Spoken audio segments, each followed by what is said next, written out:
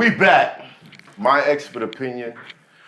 The greatest hip hop show in the world.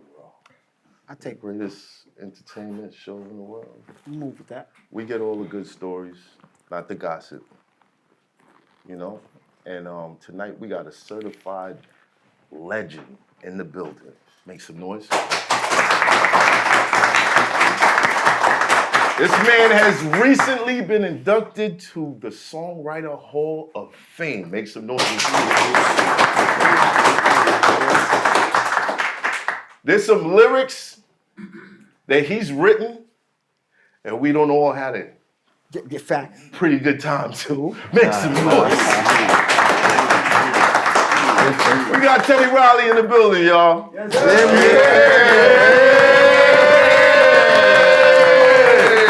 Yeah. Woo, man, where do I start? Where do we start? Can I start?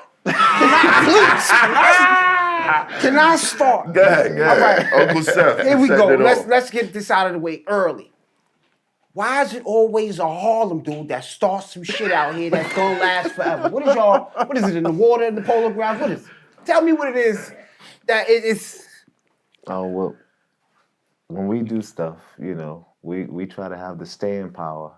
Right. When we hustle, we try to have the staying power, and especially when we're creating, it's really about, you know, making an impact. Right. And that's all I wanted to do, was just make an impact. When I first started, I just wanted my music to be on the radio. Right.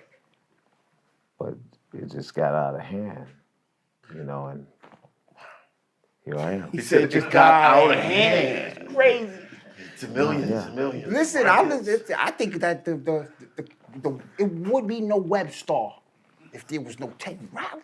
There wouldn't be a lot of guys. There wouldn't be a lot. But I gotta wonder, who were the guys that you guys were emulating, were looking up to, were seeing around? Where did you get your style from? Where did this flamboyance come from?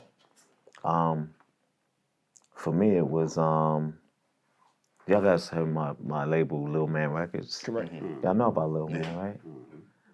I grew up watching Lil Man, Fat Jack, Sickle, Supreme, Seth, Alpo. Wow. I went to school with Rich Porter. Wow. High school, Martin Luther King.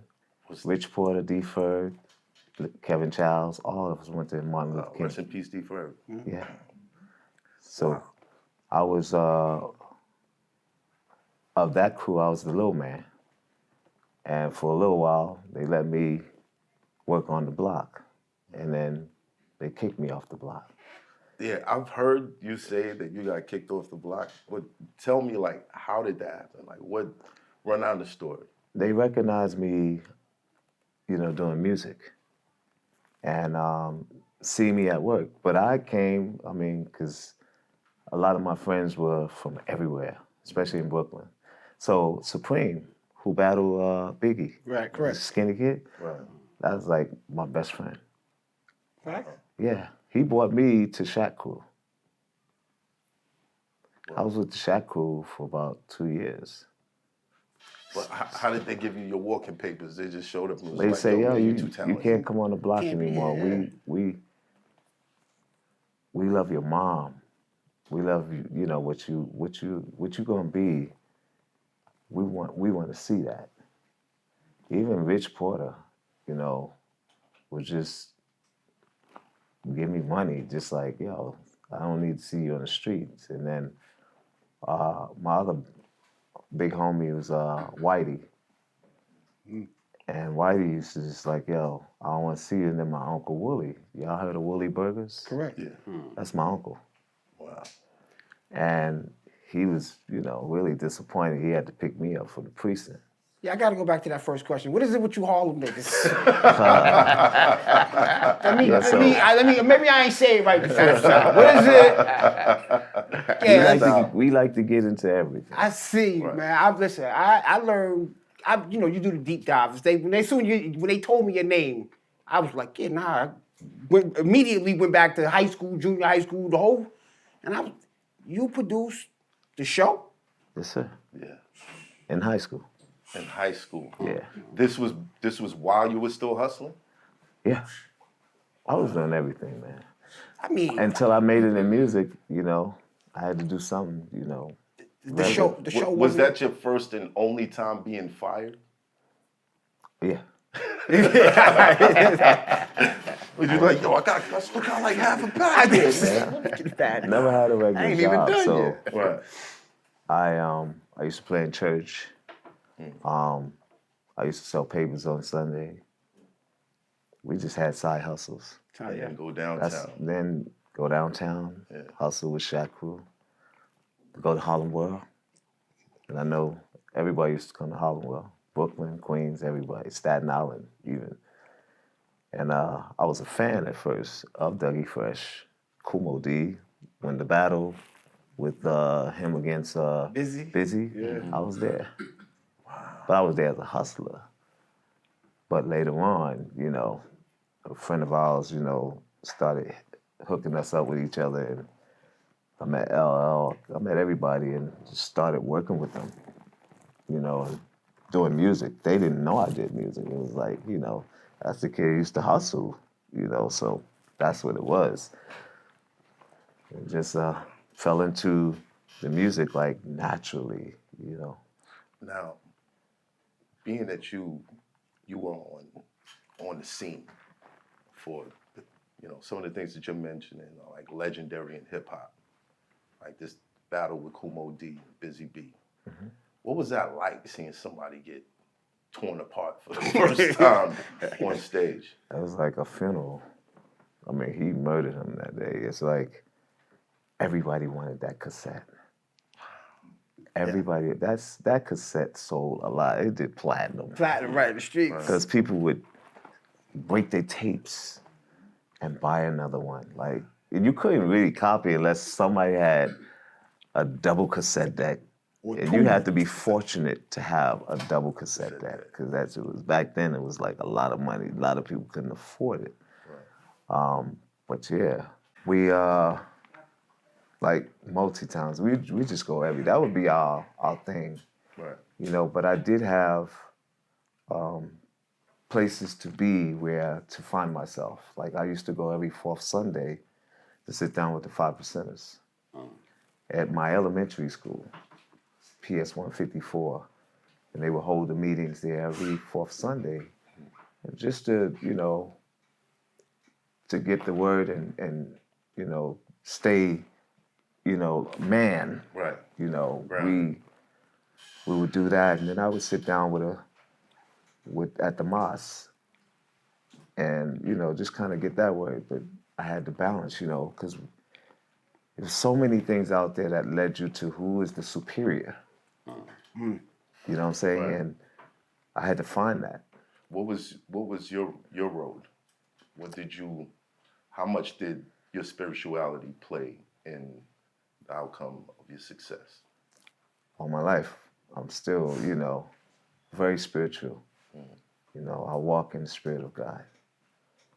You know what I'm saying? I walk with faith. Everything that I've done, the chances that I've taken was from faith. Moving to Virginia, ain't no music there. Right. When I went there, it was just us going there every summer because it was spring break. Right. And we chartered a bus out for all of us. We chartered a bus, everybody put in their money and just go there, go to King's Dominion and Six Flags and the beach, rent jet skis, because we ain't had that here. And Coney Island wasn't it for us. You wasn't doing that. That's green water right there. It wasn't it for us. Right. So we went down there every summer. And, my fiance then, we just said we would move there, because it was in between here and Charleston. That's where my family's from. Most of my family's from the South.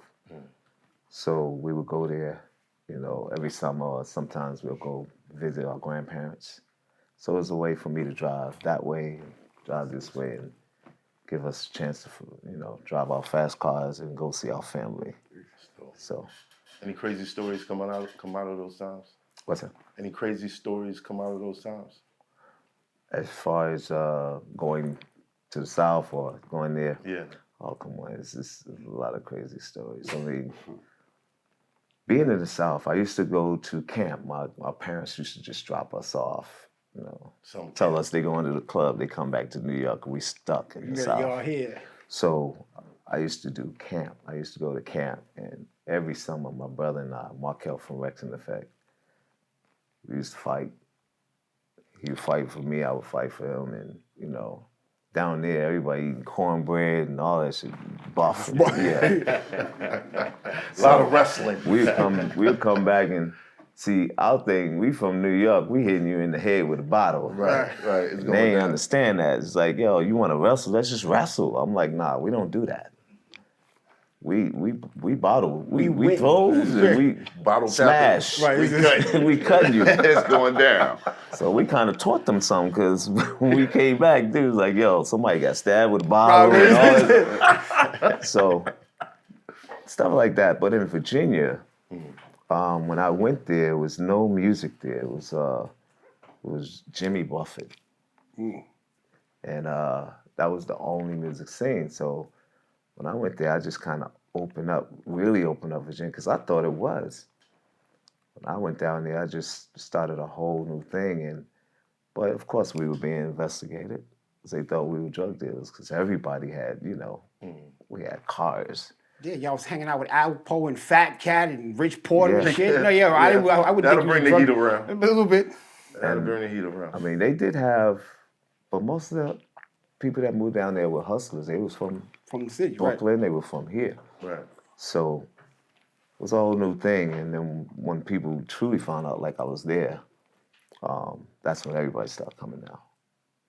And so many stars came out of those sessions in Virginia. Oh yeah.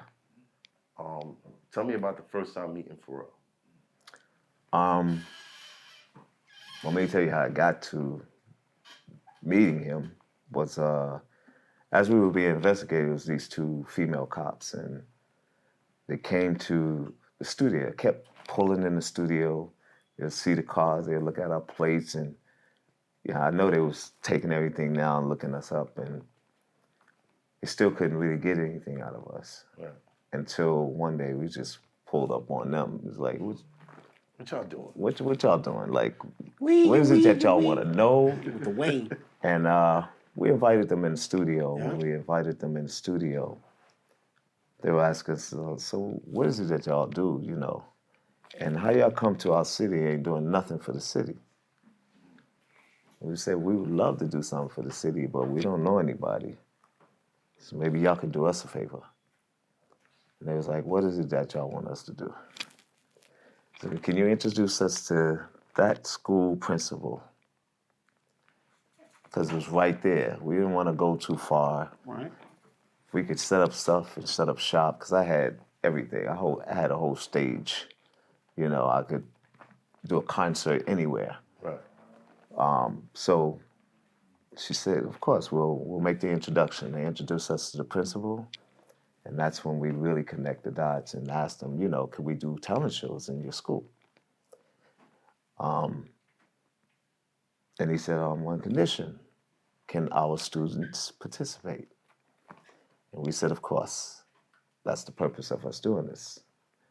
We're trying to find young, great, talented people. Right. So when we had the talent shows, you know, of course, a lot of people like the Apollo, they come with the high voice or the long note. And that's not what I was looking for. When I seen Pharrell perform, it was almost like how I performed back when I was in King, or how me and Dougie Fresh performed the show at the graduation. They were doing the same thing. I said, that's it. I override the judges. This was my show. Right. Right. And we chose them to be the winners. Wow. And look where we are today. Yeah, no, I mean, you got more groups than he do. No. Yeah. I think he got more groups than you do. Really? Yeah, He said definitely- we share a common thing with switching groups. Mm-hmm. he got a lot. They'll get it. They'll Right, he got a definitely lot. get He it. got Wu-Tang numbers. I called him. He was RZA last time we had Yo, a conversation. Seth, He's been through 9 members easy. It'd be comments like that. That's why this shit be All right. This is it. Well, okay, all right. Pharrell, Timbaland. What were the lessons that you instilled in these brothers that pushed them to the next level? Well, because I didn't really say much. They just came, hung out with me in the studio. They see my work ethics and how long I work. You know, I go to 10 o'clock in the morning, 12 o'clock in the afternoon, and these guys be sleeping on the couch.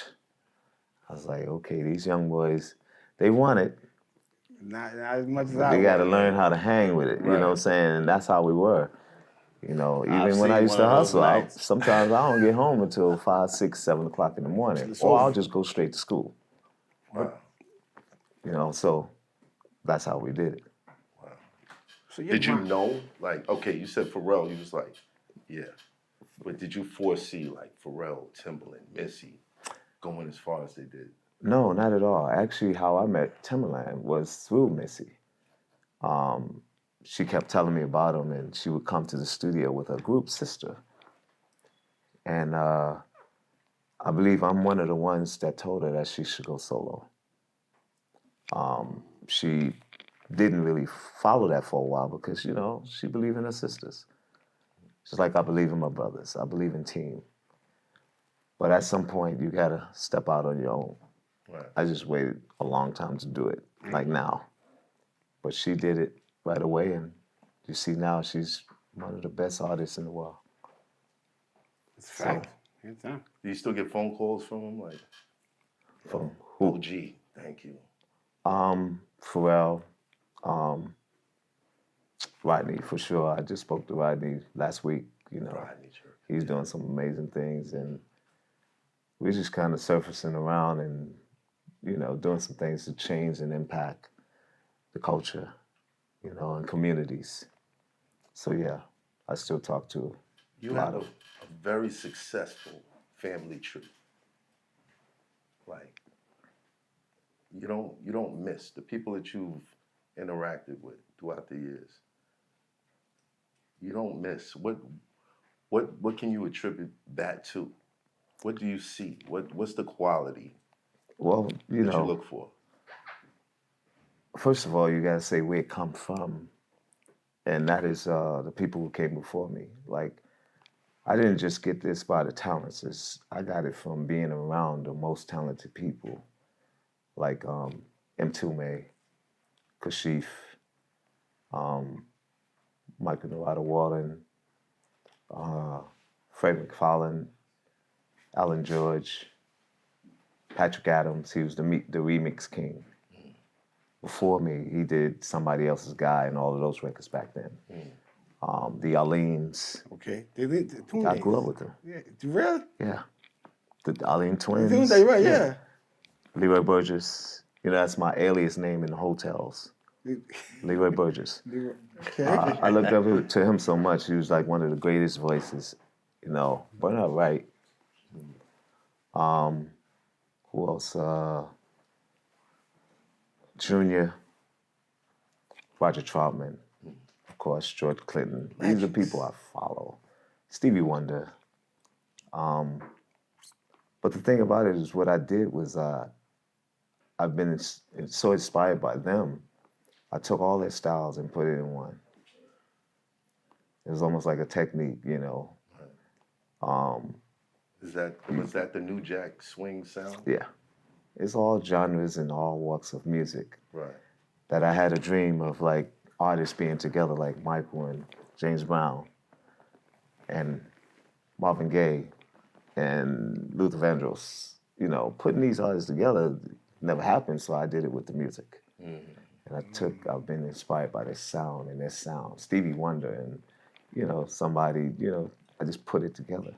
So it was intentional, the New Jack sound, it was intentional. But I never called it New Jack Swing. The name was given to me by Barry Michael Cooper, who actually wrote New Jack City. New Jack City, correct. Along with George Jackson.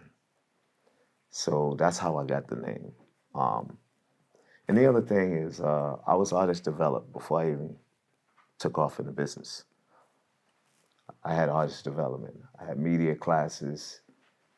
I went to fashion, like after school programs and different things like that.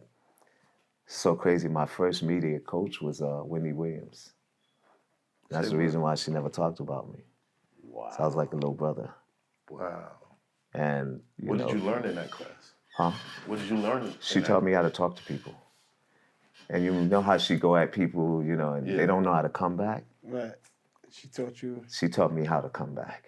Wow. If anybody say anything or ask me something that, that will get to my skin, under my skin, I know how to come back. And so how you deviate from it? Yeah. So That's the things I had to learn. Nelson George was second, and Barry Michael Cooper was third. And he was the guy that was pushing me to name my music. If you don't name your music, it'll never have a legacy. It'll never have a legacy. You may, but that doesn't last long. The music will last beyond your existence. Right. So name your music. Did you ever feel boxed in by the title? No, because it's everything. New Jack Swing is every genre of music. So I could, getting out of the box, it's out of the box. New Jack Swing is thinking out of the box. Everybody who have done New Jack Swing, I remember it was like maybe 1988 all the way to 1999. You can get a deal unless you did New Jack Swing. Facts. So how did it feel when everybody, because I know when I first heard the sound, right? Mm-hmm. The sound, and everybody wanted the sound. What was it how did it feel knowing that you created something that you had to have a sound like that to come out? Right. Yeah. Right. I mean, those are the things I didn't know. Because for me, I never backtrack. See, we from New York, we keep going. Right. So you don't think about what you did Right. or what you've done. I do. This is what you're going to do. What's next for you? Right. And I was always into the next while everybody's still doing that. And that's what, made me last this long, is because I'm still going. So when people ask me or tell me, yo, man, you did this, you did that, you did this, sometimes I don't even know how to take that. I mean, that's a heavy crown that you It have is. right there. It's a very, It's how like- do you have to live with that for Exactly. But that's why I just, I'll take it. Thank you. But I'm still going because my mindset is I'm almost famous. When you have that mindset, you're still striving to be the best. Now, I heard you say this in a couple of interviews, the almost famous thing. But you gotta know, like, fucking Teddy no, there's a God body. Teddy Riley. You're self-aware, you know what I'm saying? Like, there's a part of you that's like, I'm Teddy Riley thing. But when you I'm living not waiting in on it, this line. when you living in it, though, it's probably Well, different. no, the thing about it is nobody let me wait on the line. Why would they? You gave us Bobby Brown. You gave us my prerogative, Bobby Brown. You started that. That's all your fault. You know what? It's all technically. This is all. In the projects, though, like, Okay. like Let's take it back. Something that, I come from West Indian descent, What part? Beijing. Okay. So as a kid, when I heard, all I want to do is rub a zoom, zoom, zoom, and a boom, boom. Everybody, and I brought it up today, everybody was saying boom, boom. Is it boom, boom? I'm like, bro, or- they're saying boom, boom on the radio. Punani. Punani. Punani, I told ya. So you I told ya. Bro, all my life, I Did thought y'all know it that? was. Everybody thought it was boom, boom. Nah, bro. And I'm looking at the dread like no man. Hold on, so back then you knew. They were spelling it boom boom because they didn't want it to be, because Right. poom The poom boom is boom, I know. All I want to do is zoom, zoom, zoom to the And the boom boom, boom. Boom, boom. Now shake your rump.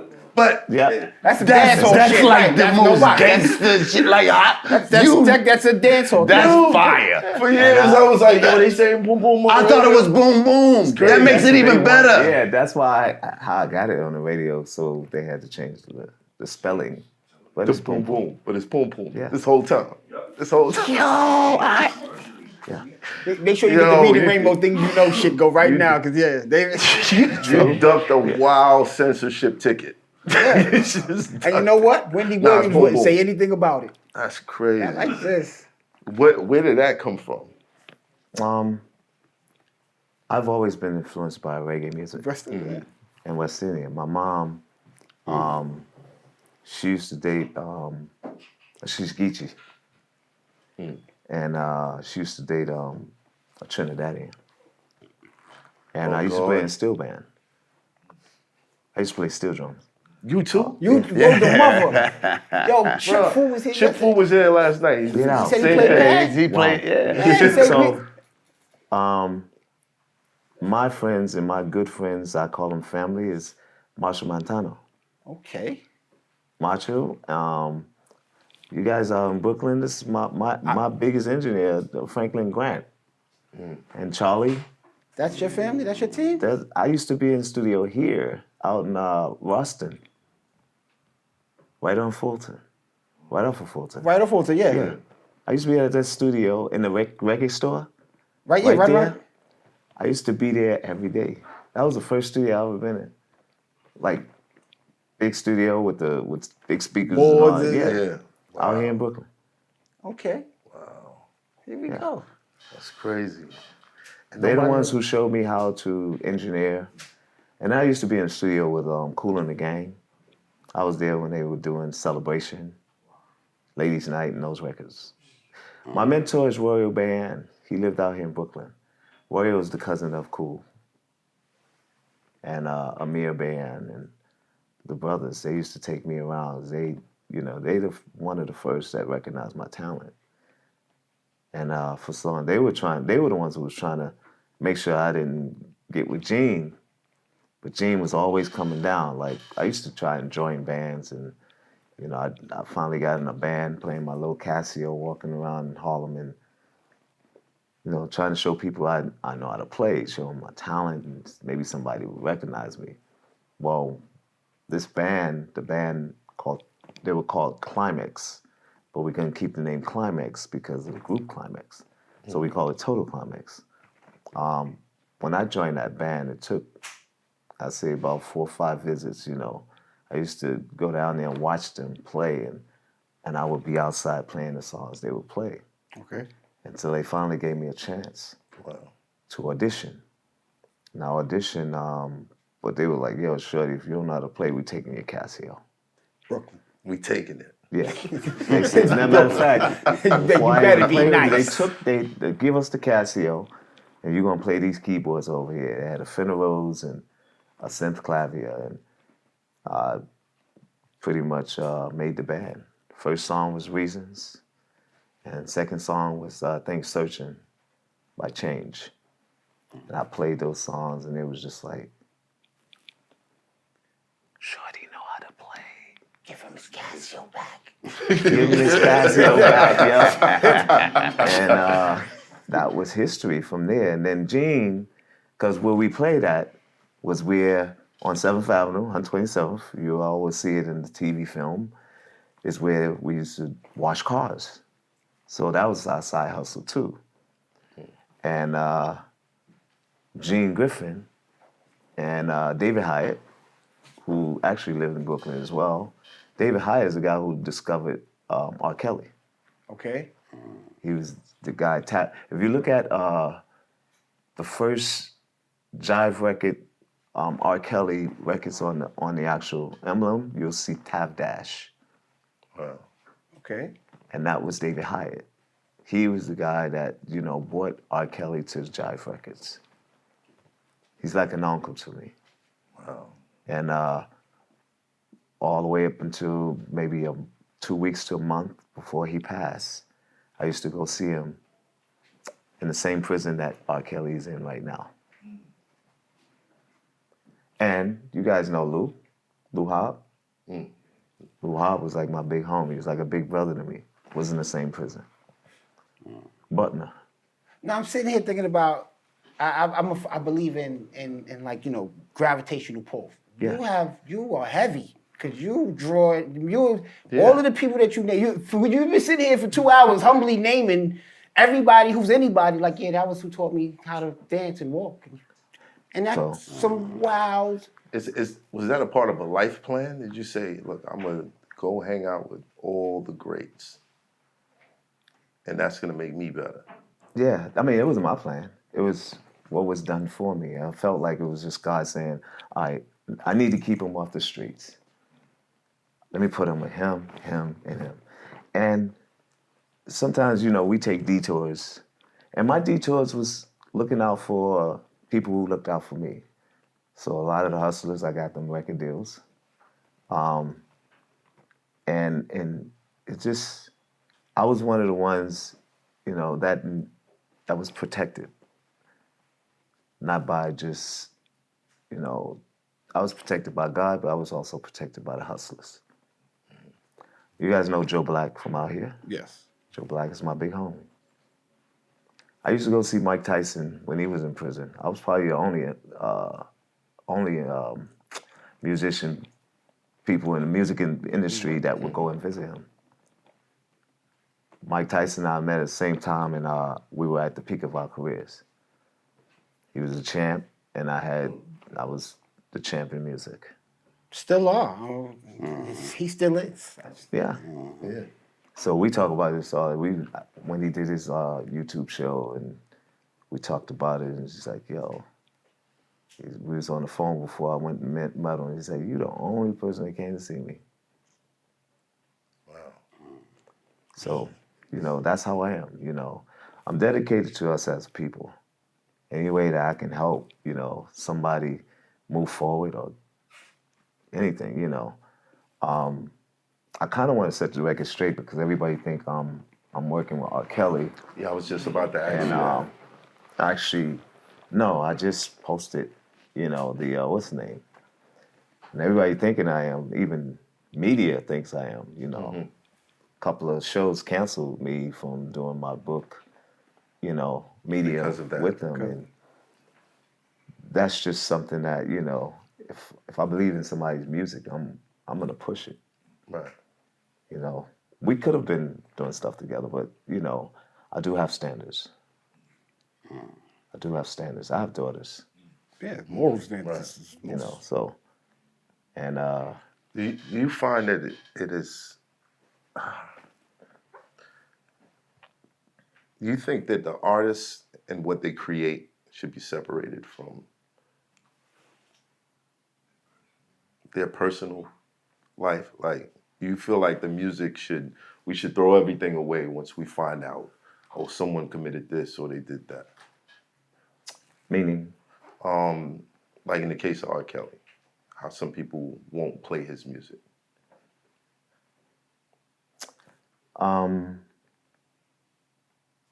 it's crazy because it's a give or take. Right.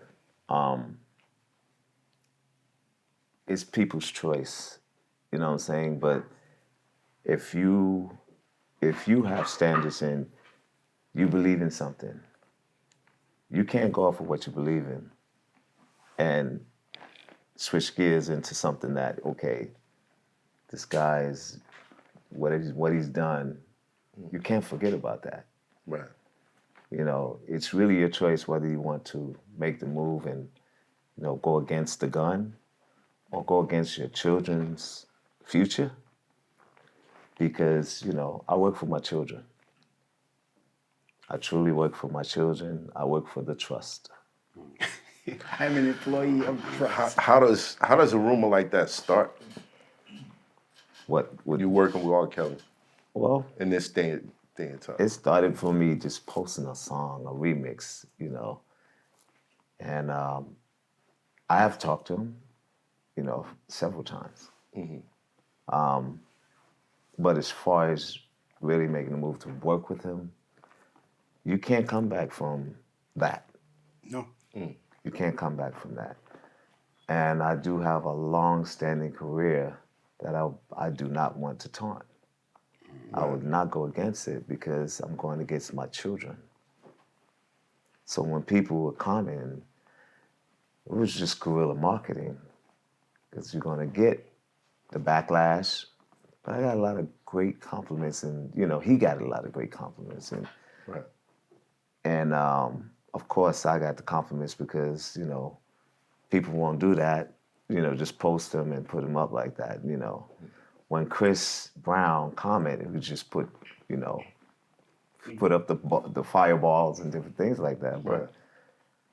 he didn't post it. So I took that bullet, but I just wanted to set the record straight. You think the music industry is unforgiving? It's not the music industry. It's the people, and you say the people, music business, then the gatekeepers. So it's the gatekeepers and the people. Like, there's been a lot of chatter about the Super Bowl, and I saw a clip where Boosie was saying, it's long overdue. Chris Brown should be able to do the Super Bowl. He should. I think everybody should do this. I think Super Bowl should be like the Grammys. Vote who should be the next artist, because you're kind of dealing with gatekeepers. You're dealing with a gatekeeper. Correct. Right. You gotta call it what it is.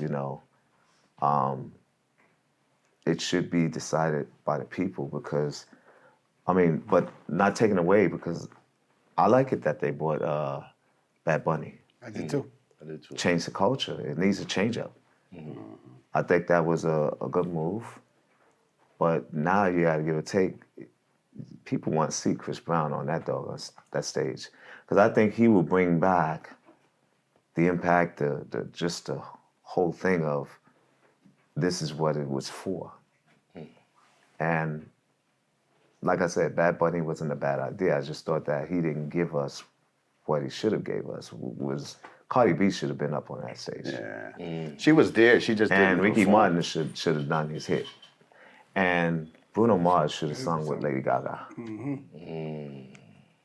That would have happened, it would have been a missile. It would have been huge. Wow. But I just think that, just like the record labels, you put people in place that don't know music and couldn't tell you a chord from a can of paint. And that's the gatekeeper. And that's what's failing the music industry. Right. They're putting on their nephews, their sons, and it's Nepotism. sort of becoming a trust thing, a trust, generational wealth. And it's trickling down to, Not us. no matter what, it's numbers, it's trickling down to numbers, not creativity. And that's just what it is. It's hurting the music industry because we have no groups now. None. And we don't even have a lot of artists. None. And then the artists that we have, maybe 30% have staying power. You gave that a very high The level, rest- but okay. Yeah. All people who just come and go. Yeah. And one thing that we're missing is artists with development. I would just use the word artist. That's why you can really tell who the stars, because you notice they have the development. Beyonce, she's been developed. Right. The Usher's A&R is been gone. developed. Chris have been developed. Taylor Swift developed. And we can go on. Bruno Mars was developed From a young age. from a young age. I know Bruno Mars used to sleep on my friend's couch, one of the Jacksons. And he made it from there. He was hustling. From Now, the another Jackson thing couch. that you gotta have in this business is street smarts. I hope I'm not making a lot of noise, but you gotta have a little bit of street smarts to be in this business, to have the staying power. Right. Because if you don't, not gonna last. Give me an example of having street smarts and not having street smarts. Whose careers would you compare? All right. I don't want to call people out, but I'll just give you an example. Jay-Z have street smarts, but he have book smarts and he have business smarts. Some people just don't have the business mind. They don't think for the team or the brand. Right. Let's go to the South. Luda, Street Smarts. He's on radio. He developed the business smarts, and he's been developed. Before he even got into the music industry, he knew what he wanted to do. He had the goals. He was on radio. Yeah. He had the air. Yeah. He knew He what got to the play. ear. He was his own A&R. Right. Same thing with Jay. As opposed to no street smarts. Exactly. Who? Now, no street smarts. I can't name the names. Just text but it to me the and I'll one- yell out names. The ones that are not in the music industry, just look at who came and gone. One hit wonder kind of shit. I got you. Yeah. Yeah, I feel it. Like I said, but don't. Who If you who want, came and gone? Like who you don't hear from I anymore? see. I have A million of I'm them. kind of Okay, what's the dude? him. I'm gonna give you an example. I love it when you do it right there. Shaggy. Chingy. Yeah. Shaggy. Yeah. Yeah, he was upset when they did the Shreveport thing and all that. He was pissed. He had the ones. But- He was a little pissed. And maybe he do, but No, he was right. you can see the people who have came and gone. Like Quincy Jones been in the business how long? And Quincy had street smarts. You know why? Quincy was a hustler. You know what I'm saying? I'll give you some people you may not know. My godfather is Benjamin Wright. Do you guys know who that is? No. No. Okay, I'll give you who that is. He was a composer. Okay. He did all of the strings for DeBarge albums, all of them. I sampled him, right? He did all the strings for Heartbreak Hotel album. Okay. He did the famous string line for Don't Stop Till You Get Enough. He did all of that. Wow. He had the street smarts. He came from Mississippi. He was a church boy that evolved into, I'm going to get out of Jackson, Mississippi, and I'm going to hustle. He went to California, slept on couches and everything, and made it to working with Quincy Jones and all the greats. He did Earth, Wind and Fire, Boogie Wonderland, all of those records. Gladys Knight. There's a lot of people that work behind the scene that you don't know. And you probably will never know unless you do the research. That's what I wanted to be before I became an artist. I wanted to be behind the scenes. For a little while, when I was doing rap music, nobody didn't know who I was. Wait a minute. They thought I was this little kid with bifocals and, rap little music. scientist. But I did rap music before doing R&B. Somehow Harlem and behind the scenes just doesn't mix. Why not? It just don't. David Hyatt was behind the scenes. You didn't even know who he was. No, I didn't. And Gene was at one point until they basically utilized him to become the one that supplied the substances in the music industry. Right. They pushed him forefront. Yeah. I always wanted to know why didn't we get a full rap album from you, because you got some lyrics, bro. I gotta give you that. Like when you rap, and it's like I would have loved to hear a full rap album from you. The reason why, because I chose to do it. I chose to be a part, My brothers were hustlers, and I told them, you're not gonna hustle no more. You can't be like me. Brought everybody to You know what I'm saying? And I made them pick up a pen and paper and start writing poems and put it in the beat. Rex and Effects. And I'm gonna do something for you. I did it, and they wanted me to be a part, and I did that. Whatever they needed, I was giving it to them. We need you to rap on this. I said, okay, write it. I mean, I could have wrote it myself, but it wasn't my interest. It was just to get them, teleport them. Right. How heavy is that crown? You've been It's not pushing heavy. out people for years. Not heavy at all You- because you can still sit behind that keyboard. I could still sit behind the keyboard, and that's how it was. I could just come and go. I'm Houdini. Get in, Get go out. back to the behind the desk, and that's how way I liked it until shit just got out of hand. He said, How did it get out of hand? Michael Jackson, Bobby Brown. When was Yeah, the out of like, hand? what was the marker? When I was doing Bobby Brown, now Michael Jackson, I was already out there, but when I was doing Bobby Brown, I could have really steered my career to stay behind the scenes and not do Guy. That was brought to me right after I finished mixing Keith Sweat. Keith Sweat was my real first R&B project. And I didn't want to do R&B. When he came to me, he came wanting to shoot dice with us, and it turned into me creating music for him. And that was, my first track was I Wanna. That's one hell of a CeeLo game.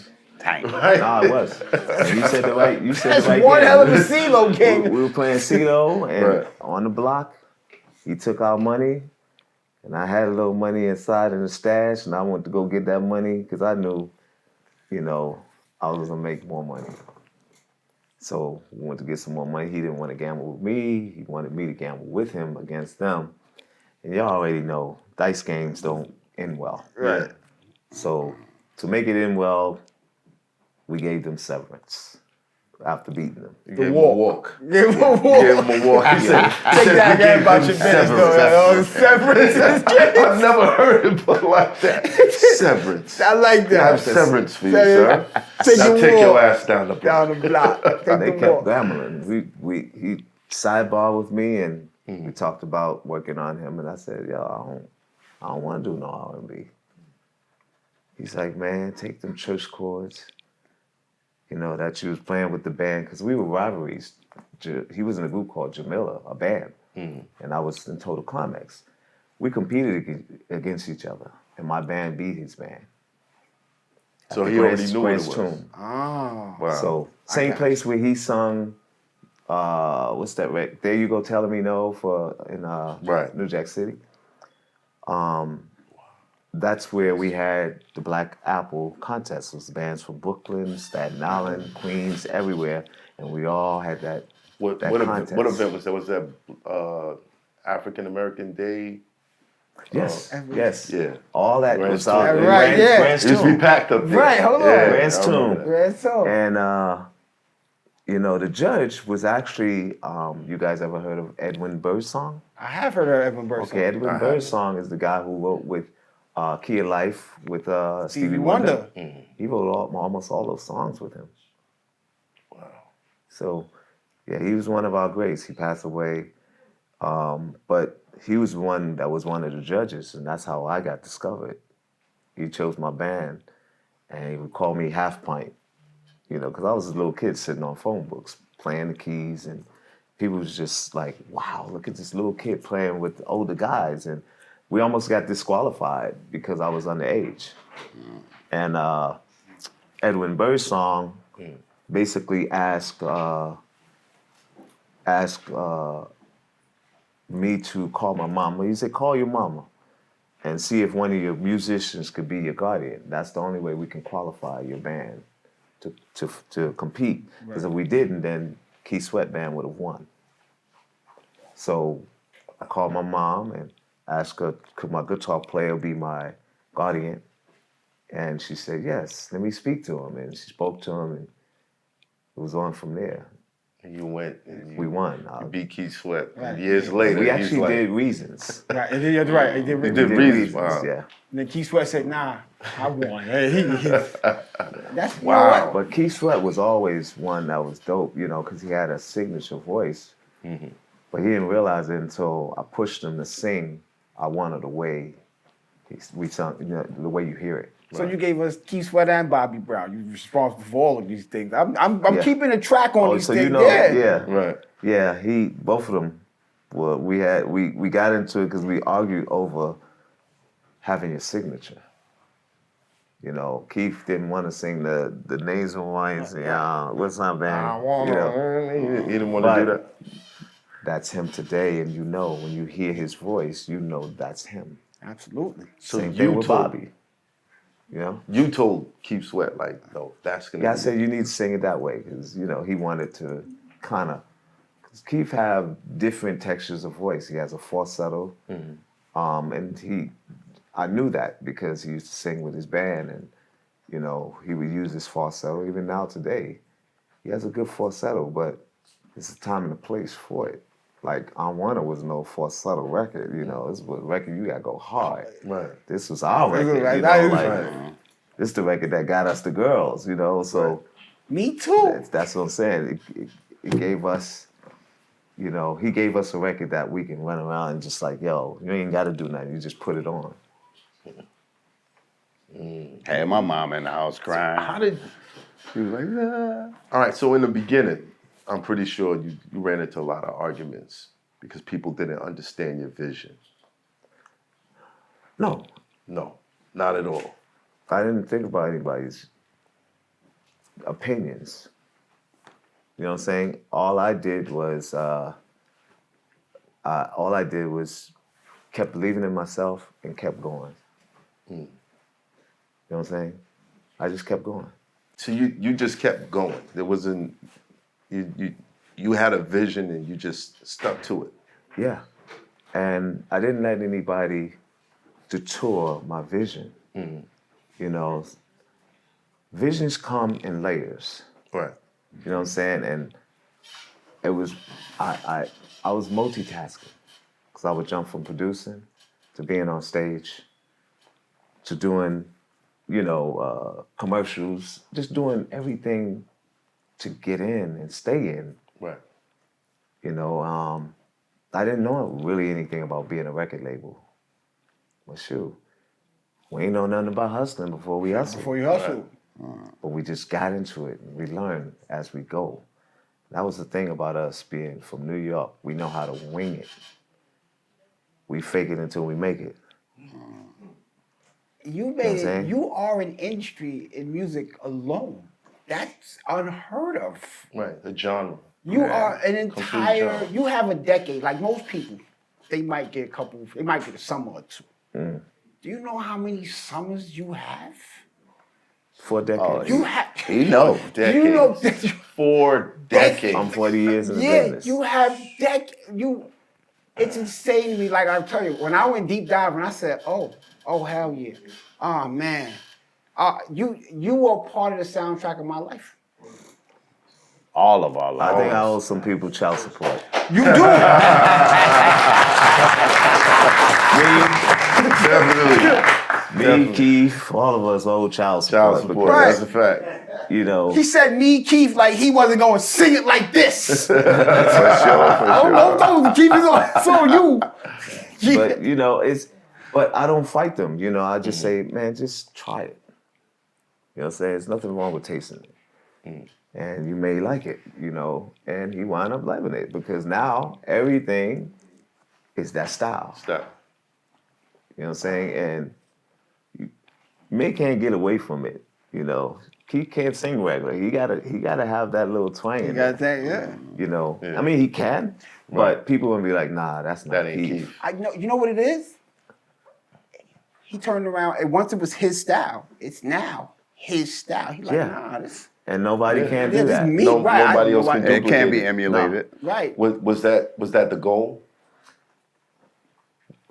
We didn't have goals. We didn't have plans. It's like we, you know, Right. let's see if it worked. And if it worked, people gonna let you know. Right. Oh, let me hear that. I want to hear that Keith Sweat guy. And it was like now he's still the choice guy. Listen, That determination is something special.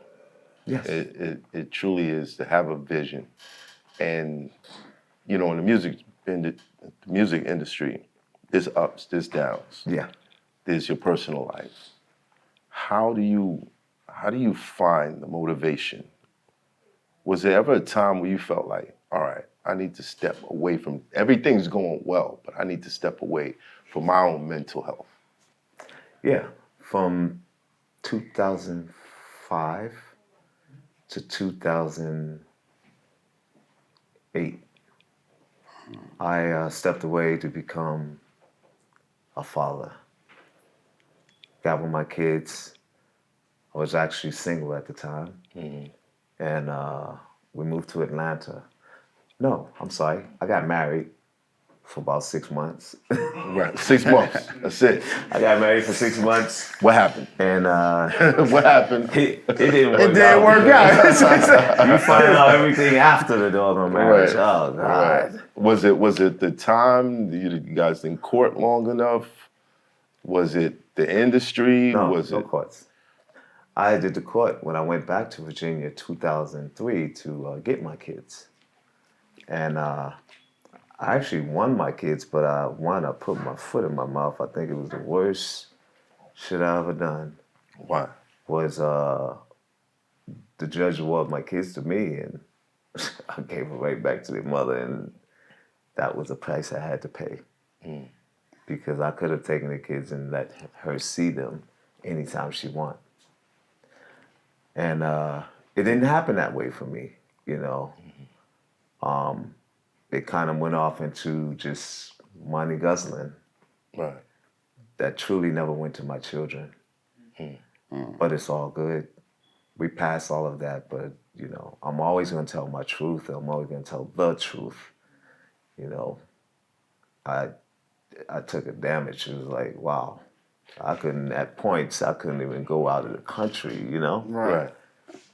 But, you know, I learned from my mistakes. Yeah, you know? always keep In control. fact, that's in, you know, part of the book. You know, you'll see the mistakes I've made in my path, and then the great things. I just want everybody to take heed and try it. It'll work for you. Right. So, all right, taking years off to be with your kids and then going through that type of turmoil. How do you find the motivation? Because I know, like, as a father, if things ain't right with my kids, it's hard for me to even focus and do this. That's right. Like, this whole shit is shut down. They'll be like, man, why you not picking up your phone? I'm the same way. You know, Pootie's sick or whatever. You know what I mean? So, where do you find it? How do you jump back into it? Well, my oldest daughter is like, you know, she's the queen of the kids and all the whole family. Right. She pushed me back in it because I was actually dealing with. I discovered 2006 I had hyperthyroids and Graves' disease. Wow. And how I beat it, I just went on natural diet and everything was all natural. You went vegan? No. No. I just went, I didn't eat certain things. I never ate beef. I haven't had beef since 1918. I haven't had pork since 18. I've been off chicken 12 years now. The only thing that I would probably eat is turkey, white meat, and certain fish that, you know, didn't hinder or erupt my hyperthyroid. Right, right. So I kind of stay away from certain things. And I drank this tea. It was this special tea called the God Blessing tea. What's in it? And it's all the tree barks and everything in one. It's the nastiest thing you could ever drink. but What all time things it that's works. really good for you don't taste Don't good. taste Right. good. Right. You know what I'm saying? And when I drunk it, I'd say that, and my son's mother, she said, you need to take this tea. A pastor actually made it from his mother, you know, gave him the ingredients. Right. That tea is still out now. They sell it here, they sell it in Atlanta, they sell it in California. But it's originally from Florida. And when I drank that tea, the first week, I was sweating out everything. You take this tea when you feel you have a cold or anything. It's like $75 a gallon. But it's worth And the every name? penny. Say the It's name. called the God Blessing Tea. You can look God it up. blessing tea. Yeah, it's God like wood. bless It's it. like I woodroot don't know tonic. about this. You God don't know about woodroot blessing tonic? tea. Yeah. Right, like Like- woodroot tonic. Tonic, bitter. Tonic bitters, right? Yeah. You got turmeric bitter. You know, bitter. You know, Bitter's right. Yeah, I know. Right. Yeah, I know bitters. Do you know bitter is the greatest thing for everything? Everything. Yeah. To have that in your refrigerator. Don't get away from that in the Morby. Morby. Yeah. I take Morby. all of that. Morby you can order on any health. Go to Shop. You get it Shop, the app. Shop, and you can look up Morby, you look all that stuff. And you'll find it. Yeah. I usually have to wait until like one of the elders come up to the States, and they'll Oh, make yeah, it. yeah, yeah. They'll From, make it. from Yeah, over Trinidad from Barbados. Or Barbados. And they'll make it, and I'll be like, this that real Morby. Yeah, my best friend is from Barbados, and she can give me anything. So yeah, that's y'all look into that. That keeps your health and take it every day. Trust. So that's how you staying out here looking like the vampire, not aging. This is what we doing. Skin glowy and all these things. This is what's happening. I'm just trying to figure. I'm trying do to. it all. I'm telling you, I do it all. As long as it's healthy for you. You know, I do my research and I take it. You know, I do have it's like a nephew to me. He sends me everything that I need. You know, he grows it himself too in Atlanta. His name is Lifewave. Okay. And yeah, and then my other guy, he's one of the ones too, you know, Yaki. Yaki, y'all see him online. He's the one who cured himself from cancer and I know this name. Yaki. The Awakening. Yeah. Yaki Awakening? Yeah. That's how you find him? Yep. Hey, That's my guy. We need to check him out. Yeah, I mean, you definitely. didn't. Yeah, he was. And this stuff is very important. It's very important for us. After 50, really get on your health. I don't care what you're doing. You hang out all you want. Do all the stuff that you want to do, but you keep some of that stuff in you, man. He's 65. What are you, big dog? 59. 55. I'll be 60, October the 8th. And it's the 60-40 celebration this year. 40 years in the business, 60 years of age, and still going.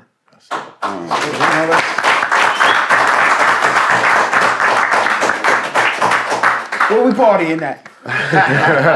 Yo, it's so crazy. I want to do a symphony orchestra performance of New Jack Swing songs.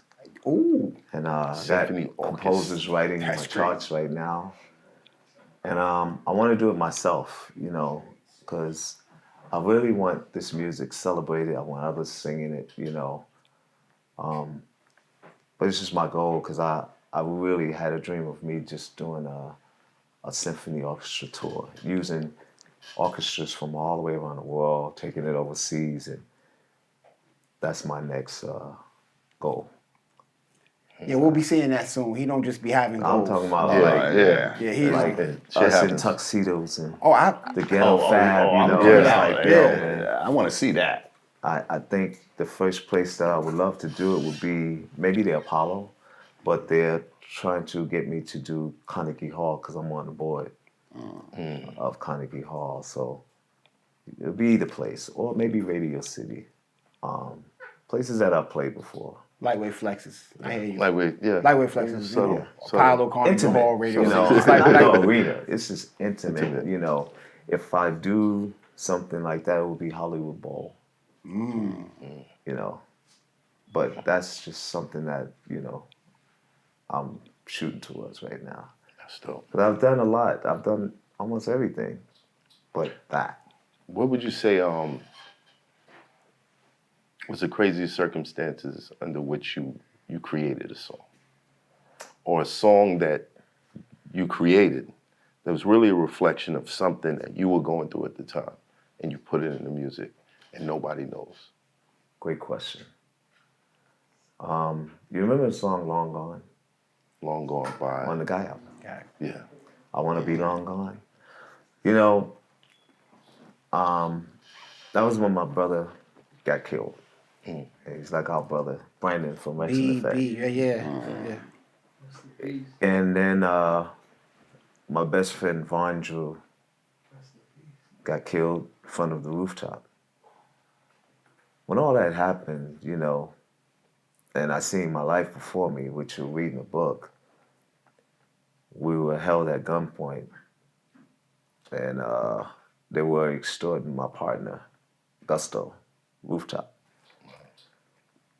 I just said to myself, you know, I gotta get out of here. Because you know how we are. Either we gonna be killed or Somebody gotta go. Yeah, we kill or gotta be kill killed. somebody. So I didn't want that to bring that on my family. And I have, you know, my family have, how you say, planted the seeds. My Uncle Willie, my brother Sam, my brother Sifu, and the brothers, Abdul Mutakabir, and these are all the brothers that looked out for me when I was going through what I was going through. With Gene or anybody, it doesn't matter. They've been there for me. And I say, you know what? I gotta be long gone. There was a guy from my block who wanted to, kidnap me. And my family got into it. You know, they were all, I had 3 teams. By all means necessary, Right. you gotta go. Right. And when it happened, I had my team. They were When he attempted. about it. Yeah, when he attempted, he was actually waiting because my apartment was on the first floor. Right. So he actually, This is hustling or music? this is me doing music Wow. and him, you know, trying to find a lick.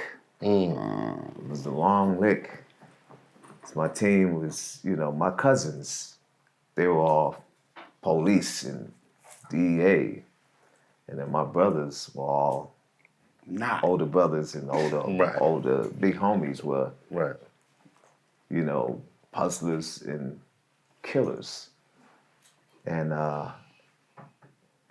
they all went and planned to go get him either way. And for some reason, I don't know what he was on, but he stood right there at that bench with his guns and everything. And that man right there and the crew went up there. They were going to get him. By the time they got up there, he was getting arrested. It saved his life. It saved his life. The 2 crews was coming together. That's community action right there. When the drug dealers and the police come together for some shit right here. Right. So we had, how you say, they wasn't dirty police, but they, you know. It's family. Like, It's family, we're not gonna right. let this happen. It was family. It's family, right. And then I didn't want to get my Uncle Willie in it, but there was a point where my Uncle Willie, because that was another thing that happened. Jane Griffin, you know, kind of had a contract on my life, and it was surfacing around the streets, and it got to my Uncle Willie. And when it happened, you know, my Uncle Willie was like, no. My Uncle Willie's tapped into everybody, Niggy Bonds, everybody. Because he owned a lot of the bars here in Brooklyn and in Manhattan. He owned the bars where the police go in and have donuts. Right. Wow. The ABC bar The ABC on bar, 25th right. Street. Correct.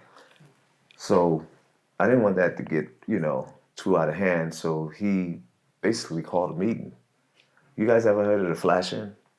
No. Flashing. Flash Inn was the only bar in Harlem that the mafias owned. It was a red bar. And y'all know why it was red. Correct. Even the floors was red.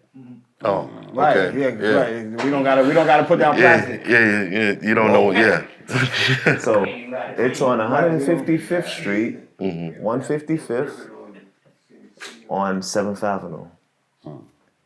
So Okay. look up the Flash Bar. You'll see like mafias getting busted or killed in that same bar. Wow. It's down the block from the Polo Grounds, no? That's right. That's down the block from the Polo Grounds.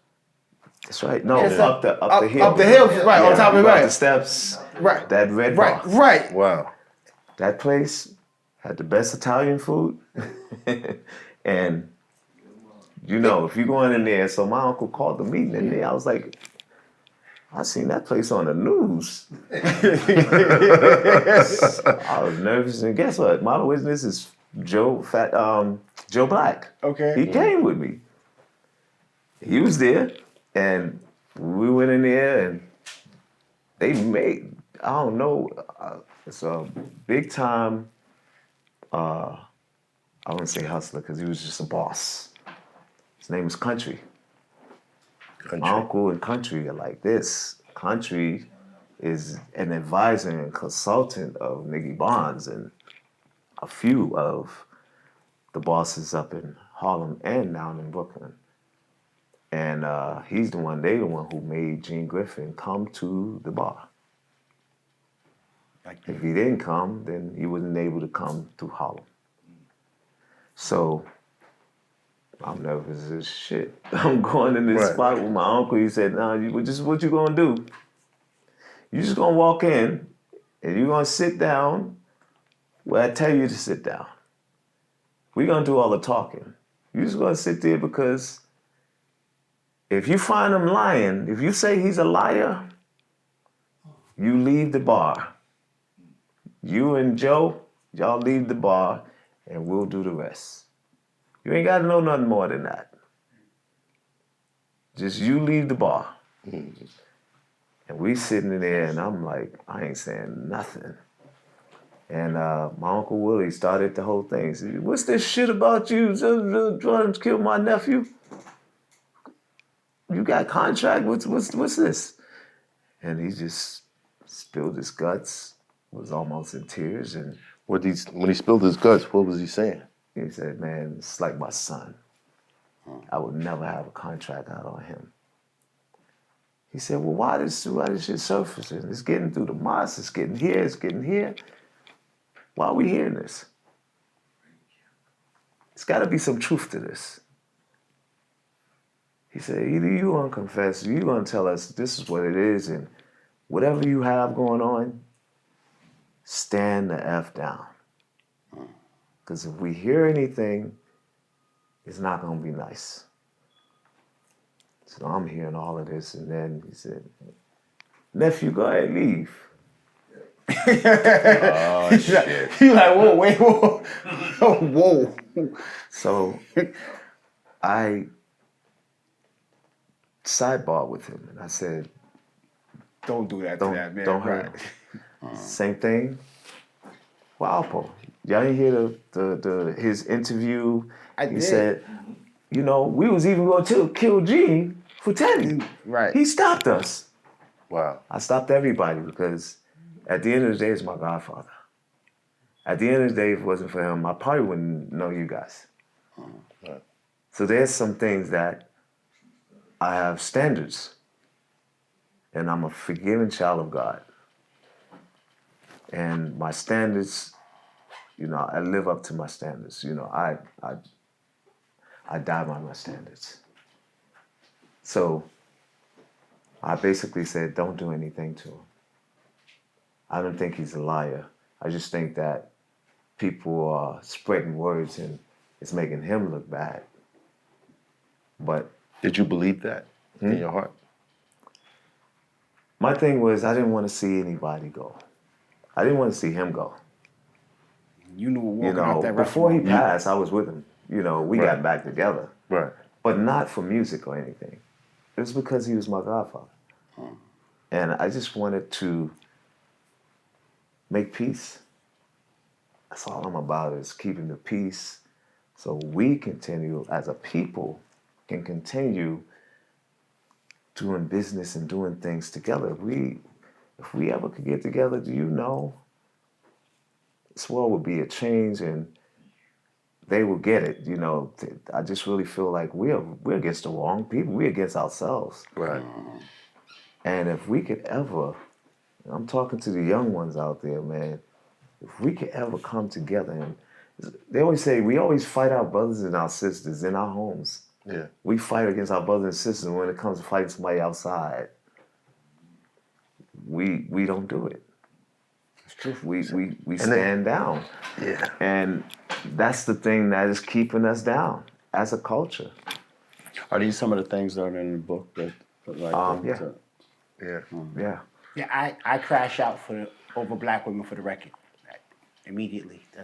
That's the line in the sand for me. I don't care what's going on. That's a tough road to walk Yeah, it is. because the people that you save, like case in point, are the people who may mean ill will towards you. That is true. So how But- do you decipher on who to save and who to let burn? Sometimes you have to find out and see. I felt like Rich Porter didn't have to go. You know what I'm saying? Right. Had he stayed, Alpo would probably still be living. They had it to where they could have conquered Harlem, but it was too much greed. That's the one thing that I've learned. Being in the business, you can't be greedy. You got to share. And I've shared, even to the point where I went broke for sharing. But when you have street smarts, you can come back. Are you can still come as back. generous? Huh? Are you still as generous when you come back? No. You kind of figure it out. You gotta know when to fold them. Right. Right. And that's the one thing you learn. You learn from your mistakes. If you ain't learn from your mistakes, it's your fault the next time. Right. But you put it in a position to where I'm a chess player. I'm a true chess player. I've been playing chess since I was 9. And that's also one of the things that helps me get through life. You can forgive. You remember, you never forget. You don't have to work with the person you forgive. Correct. You just know between you and the Spirit of God that you forgave and you gave it an opportunity. So I've given a lot of opportunity, especially to my groups, to where now I feel like I have to move on. What is the consistent that you've noticed in each group when you guys are on top of the world at one point? It's working. Whatever system is in play is working. But at some point, somebody feels slighted. Somebody feels ignored. Somebody's Greedy. Somebody's greedy, You period. know why? Because if I'm giving you more than the industry standard, Right. And that was then happening. everybody that know they made more than the industry standard. Nobody gets each $50,000 to $100,000 just for signing a deal when you ain't worth it. I made the biggest deal for Blackstreet and Guy. And they had big advances and everything. I didn't have to do that. I could have did what Diddy and everybody did. But I learned, like when Gene Griffin had the saying, keep them broke, they'll always come back. Always come back. That's not me. Because I don't want to be riding in my Ferrari or my whatever and you riding in a Pinto. Right. Now, none of them could ever say that they rode in a Pinto when they got with me. So They what had happened? Ferraris. And the thing about it is, I've given people back their lives. I signed their publishing and everything. But I only signed it for loyalty. Give me 2 years of your life in loyalty. You'll have this back. He knows who he is. And he still shits on me. Yeah. How do you feel when you see these interviews go up? What, their interviews? Yeah. I got the bigger mic. Right. Talk that shit. I got the bigger microphone. Right. I just put out a blast. And it's gonna hit everybody. They put out a blast. You see them, they got a little deal. They can't do that deal without me.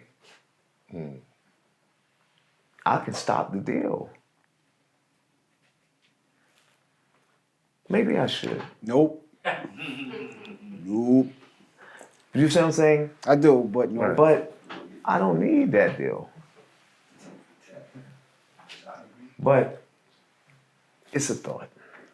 That's a thought. It's Please a don't- thought. please don't stop that deal. Because if you gotta continue to do the things to harm me, and I'm not doing the things to harm you, then I have to show you. Should never overstand the sensei. Never overstand the sensei. You may have to come to him, and you may have to come back to him. Because if the buck stop here, where you gonna go? Go. Right. You gotta come back. But he didn't realize that still today. So what do you think I should do? Don't start the deal because then they're gonna blame my friend over here. Because anything that They ain't gonna happens, blame they're me for gonna nothing. blame Math. They're gonna be like, yo, Math Hey. told Teddy Riley not to stop the deal. Listen, I man. already know how this goes on the internet. Listen, you Yeah, know, I'm- you know how I feel about fallouts. I wish him the best. I wish him the You know what I mean? I didn't fall out. I'm still going. Right, no, Right. see, And I'm doing this over here, but you still stopping my children from eating. And when you do that, I gotta do something about it. You know what I'm saying? Like, you can't keep stopping my children from eating. My son had a MTV moment, you know how they do, the kids, you know, talk about their parents and everything. Right. My son TJ, you know, his mom is successful, I'm successful. And literally, she hit me and said, do you know this fool is basically holding us hostage for no diggity? I said, okay, this is the last time. This is the last time. So now, I own my publishing. And it's more percentage than what he have. He only got 3%, Right. 2%, I don't know. Right. I gave that to him. He didn't earn that shit. He didn't write a word. Do you guys know Will Stewart I've heard the name as well. from Brooklyn Yeah.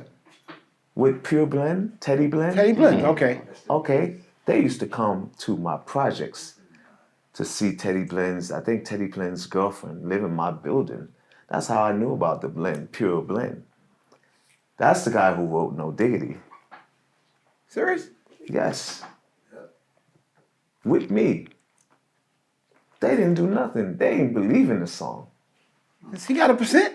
You Huh? said someone Does did he not. got a percent of the publishing? Who? Teddy the Blend? Yeah, nah, he Okay, got his I just want to percentage. make sure. No, we got the percentage along with Dr. Dre and Queen Pen, Brooklyn's Queen- finest, right, my right. sister.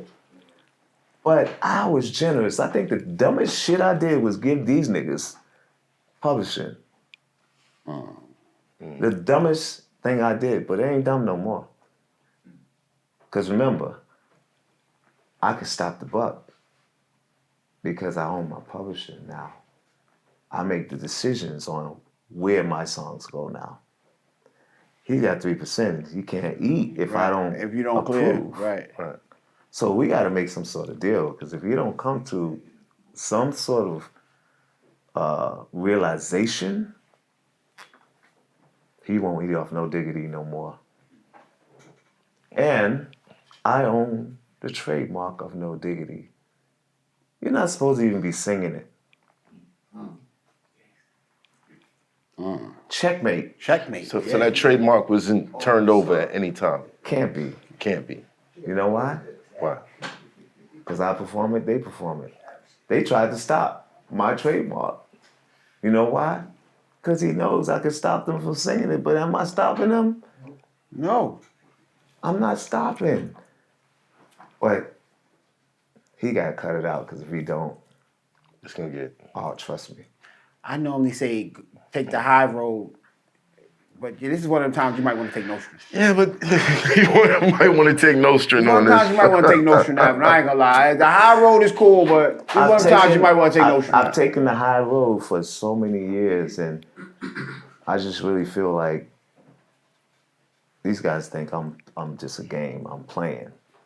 Nostrand You Ave know it what I'm is. saying? Right. I can tell you the reason why that I'm not with Blackstreet today. And the reason why is because when you're dealing with people who are not grateful, you can't roll with people who's ungrateful. You can't roll with people that's working behind you. I'm just gonna stretch a little bit. That's working behind you, trying to bite your back out. Same thing with Guy. They have no love for me. They're not in my corner. I don't mess with circles. I mess with corners. If you're in my corner, you my people. But you in my circle, it's like, yo, you suspect, you know. I'm gonna utilize you for a minute, but I know you about to do the same thing. You about to working flip. You right behind me. out of the circle. Yeah, brother. circles, you can get in and out of a circle. Yeah. So Yeah. when you deal with circles, you gotta feed them with a spoon. But you deal with corners, you eating at my table. And that's why, you know, I had to evaluate my life, you know, step out, evaluate, and say who's what and when. And then you get back in and say, okay, I gotta leave them alone. I gotta leave them alone. I gotta step out. The purpose of us breaking up was because of greed. And this gentleman didn't want to pay Dave Hollister equally or pay him at least substantial amount of money while we're touring. And Dave asked for it. I agreed to it. He didn't agree. He's like, you didn't take his food out of my kid's mouth and all of this stuff. And I was like, dude, you haven't made a hit on the albums. You didn't make not one hit. They the hit makers. Levi sung the hit. Mark sung the hit. Eric sung the hit. Dave Hollister sung a hit. Right. I sung a hit. You was just the sub. Yo, put him in the game. Right. All right, take him out. Ain't nobody come to see you, Otis. Thank you. And then he's singing my song and not sounding like me. They sounded like janitors and church boys. Oh man. The roasting begins. And you gotta, Blackstreet had a look. They had a look. It was only one I want big. my leather pants for you guys today. Yo, I want my leather it was only supposed to be one big dude in the group. Right. And that was Dave Hollister. He had the guys with the football bodies and the big dudes feeling like it's good to be big. Right. You know what I'm saying? Like the chunky but funkies, you know, like Heavy D. Okay. Everybody loved Heavy D because he made it cool to be the big dude. You know what I'm saying? Big pun. Right. That's what I'm talking about. See, I'm about image. I'm about all of that. Nobody's keeping up with the Jones but me. Even in Blackstreet. Even in Guy. The same thing. I don't drink. I smoke a little. But it was only because of my hyperthyroids. Indica's my friend. That's mine. You know, because I could do a studio session and not have nothing. And just sit right and be good. And I'm gonna go all night. But it's hard for me sometimes to even sleep, so 1-2 puffs, I'm good. Literally. So with that being said, I still keep up with the Jones no matter what I do. I still, when I walk on the street and people know, yo, that's the Blackstreet guy, or that's the guy from Guy. Sometimes they say, yo, that's RL's brother. That's my brother, man. Yeah. Shout out to RL. That's my brother, RL. But, you know, we took a picture and it's like, we could have been brothers, for real. Yeah. But, you know, that's the thing. When dealing or doing this, you got to keep up with the Jones. You know know what I'm saying? Fly clothes ain't gonna always make you look good when you have the janitor body. And Health is wealth. Health is wealth. that's very true. And by all means necessary, if I'm gonna stay in this business, when I hang it up, trust me, I'm gonna be like, yo, Teddy coming to the barbershop. He ain't the same. No, but that is what it is. But Right. you know, at least I'll still be fly, but you gonna notice, he's out of the business. He's like, he's done. Right. He's done. He hung it up. He hung it up. He got his kid. He happy. Right, happy. His wife is cooking beans and rice. It's just Chilling. He living Every day. He's chilling. Best night. He's eating good. Right. So, but with that being said, you know, I'm always trying to live to the standards of not to impress, but to, you know, keep up so that I can still be in those rooms and I can still get the checks. So that matters, you know, when people who never gave you the shot or the checks or, you know, they're now doing their thing and they see me, like I hung out with Jimmy Iovine last week, Dr. Dre. You know, we all in the room and we having vinyl night and just playing, you know, our records, and for old time's sakes, we're in the 50 club, you know, so that's what it's about. Like sitting here with y'all, it's like, damn, we in the 50 club, or we in the barbershop. Longevity is a thing. Hold on, you was with Drake, so that means something is going down.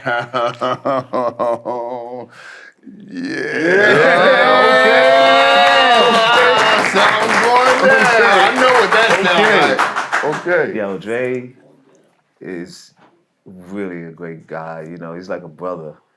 You know, we started at the same time.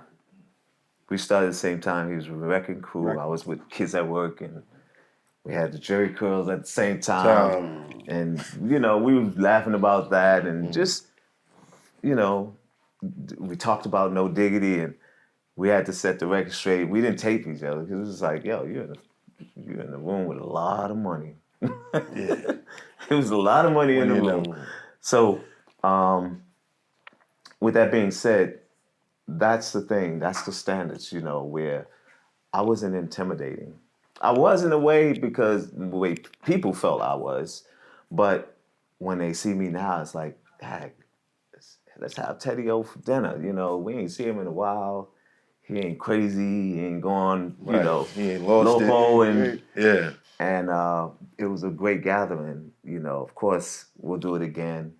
But Dre and we all been talking. I've been talking to Timberland, and you know, some things may evolve. You know, if it doesn't, it doesn't. But at least we got together for old time's sakes, and you know, that's good living. Yeah, being in a room full of love is always Good living. It's good living. Clap it up. Clap it up. With everything that you've done, all the artists that you work with, what do you think was one of the best sessions you've had, high profile? The best sessions I had was working with Michael, of course. Working with Jay-Z. My first time seeing someone not even right. Not even right. like just just spit it out, you know. Working with Busta. And just, you know, these guys are pros. Yeah. You know. What was the Michael sessions like? Was Mike a gangster? Like, did he have like a? No, like, no, okay. That's this I is want the to know question I that. need Like, to was answer. Mike? Did Mike have some? Did Mike speak in his real voice? Right. That's When right. Like when people weren't around, was there like a yo man, I'm getting tired. did he say, is Teddy? that real? I'm ready. He had a deep voice, Right. but his technique of keeping the high is when you talk high, your chord stays high, your vocal cord stays high. Right. And that was his technique, but I've heard him talk low. He called my house one day in the projects. He called my house. He's like, "Hello, man, speak to Teddy Riley." I was like, "Who's this?" And he just went. he couldn't hide it. Right. Who's Mike? And this is me, Theodore. And I realized that he kept his voice high just to keep singing high. Wow. He maintained his chord. He maintained his instrument. And now a lot of people are starting to do it. Because you can easily lose your voice, you know. Wow. I've seen singers lose their voice. I mean, look at the kid from So For Real. If he would have kept his chord high and talking high, he would be still singing the song high. Right. But It's a technique. It's just like going to the gym. If you don't want you want the muscles to stay up, You gotta work it out. you got to keep working that muscle. Even if you did something a day, you got to keep working it. And that's some of the techniques that you have to keep when you're trying to keep your instrument. Kind of keep your instrument high. You see Usher, he maintained keeping his voice high. Now either you're going to talk that way or you ain't going to talk at all, talk sometimes. That still keeps the voice high because you're not putting the weight Back into on the voice and you're not dropping the chord. Got it. So when you were like in sessions with him, would he like every now and then like break the voice and be like, "So Teddy, what you think about the Nah, last he one?" never do it. Never. He just. Never. But you knew that I was knew there. it because he played the trick. Right, on no, me. I heard that. Listen, You know. Right, you're like, how the all wait a I minute. heard Yeah, from that he, story. he can go low, but he does it because it's a muscle technique. Wow. The level of dedication. Yeah, That you gotta have. That's one person that I know. You know, he's focused. You know, Chris Brown, focus. Usher, focus.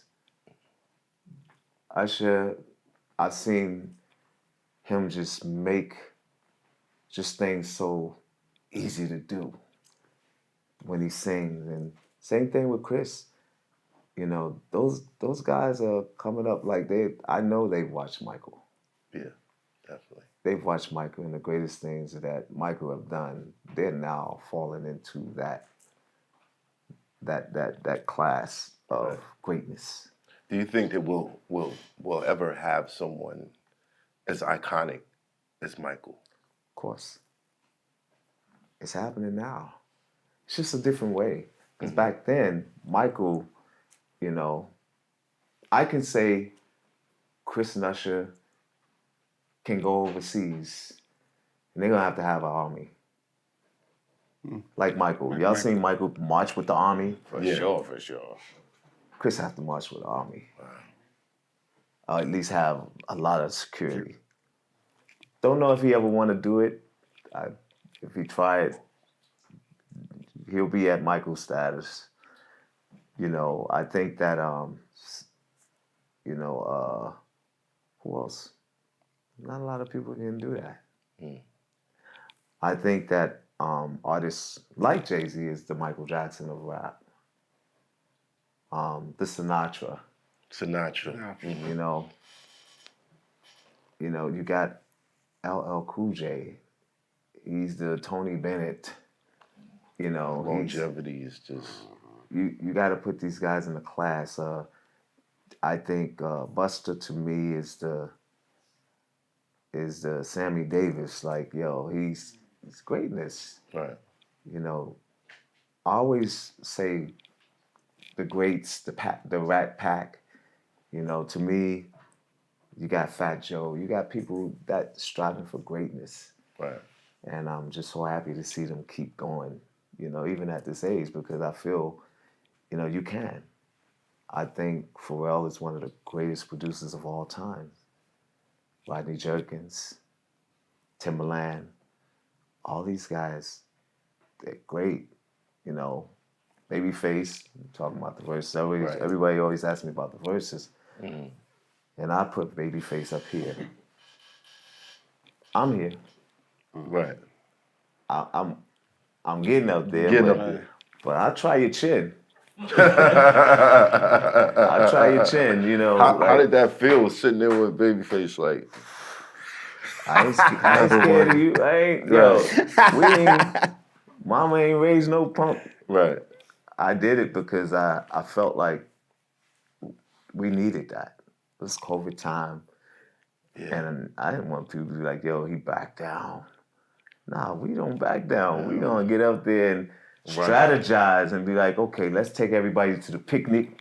Let's take everybody to the Palladium, then the rooftop, and then come back and take them to the bed. Yeah. To the bed. I think it's very important to walk into the verses with a strategy. Yeah. But I ain't have really anybody on my side but Breon and Andre Harrell. Andre Harrell called me. He's like, yo, you good? Because I'm over here, for you. What you gonna play? I don't know if he was playing both sides. But Andre is like my big brother. So I trusted that. And he was like, yo, you gotta take them to the rooftop. And he just, you know how Andre talks. And then you come back, then you take them to the picnic, and then you take them here, and then the family reunion, and then let him take them to the wedding and the ceremonies and all that. to the bed. Right. Because we had the bed records, but I knew I had them guns. I was like, yo, let me pull out the 45 and then pull out the AK. And we didn't even get that far. We broke the internet. Yeah, I was about to say that was one of the hardest ones to watch because you couldn't watch it because everybody tried to watch it at the same time and it was shutting down. And I'm in the crib like, no, what is going on? Like the report says that we had 8 billion instances. Y'all know what that is? Coming in, going out, coming in. People was like, it was like going to the club. Why don't these things turn into tours? Huh? Why don't these things turn into tours? Who are we? My hustler, baby. We're the minorities. Right.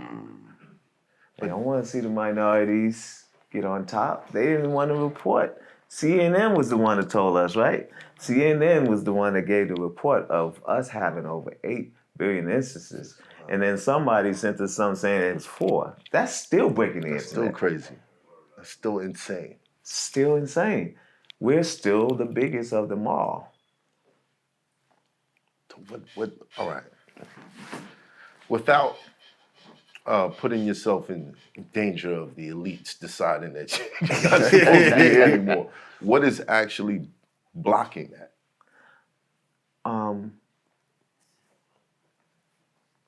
I truly don't know, because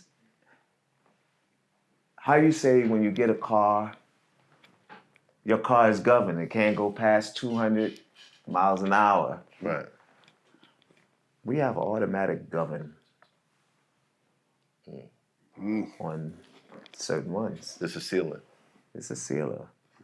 So, like when you do posts, come on. I have 1.some million followers. Now I have almost 2 million something followers, right? Right. I put out a blast. Why they all ain't getting it? It's governed. That's too much. I keep much telling y'all, power. it's not, to me, it's not power, it's a wise move in those companies. If you go out here, I'm trying to advertise for Pepsi. I want Pepsi to advertise and pay me for their advertisement. And then you just out here like this, y'all drink Pepsi. They're not getting none of that money. They're not gonna let y'all just advertise to 1 million something people at one time. Because you might say, But here's I got my own Pepsi. Right, I got my right. They make money anyway. Right. They do, because the more we tap, the more they get paid. Right. But one of y'all might say The more we revolution. click going, They don't want that. every time we go into IG, they get paid. That's true. Right. So why separate everyone or create a distance or an algorithm to kind of separate people from the audience that came looking for you, that clicked the button to follow you? I can't even answer that. I mean, I can, but I can't answer it. Right. You know, because I don't want to be shadow banned again. I went against it. Right. And I'm just trying to walk a straight line and, you know, figure out another way to get to my audience. You know, I even thought about, you know, like doing this book.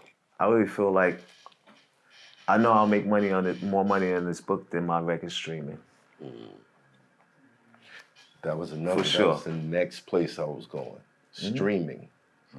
Streaming is robbing us. Straight robbing us. Straight. No sugarcoating. Was there anyone in between the streaming situations, the way it was set up, the way it was structured, who benefited while everybody else suffered? Yeah. The big three. The big three.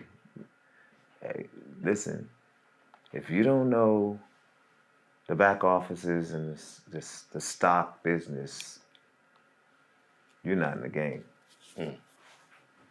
You're not in the game. You know, the business that I'm doing today is not even thinking about selling or selling a stream. It's the back office. You got to figure that out. Once you figure that out, you're going to be all right. And I fear I need to get into hardware and books. Physical, yeah. Right. That's tangible. You can't pirate that. Right. It'll never be the same. Collector's item. That's why I want the hardback. That's why I want to get into hardware. I'm the ambassador of Akai. I'm going to be in that building. I'm going to create a drum machine or whatever it is. It's got to happen or I can't represent that company. Do you think Hardware that, is the way to go, and I've learned that from Jimmy Iovine. It's hardware. Jimmy Iovine, Dre, and they did it. And also will.i.am. They did it. recently J. Cole dropped The Fallout? He's been going state to state selling CDs. Do you think that's the something way to that go. should reemerge? I'm going back to vinyl.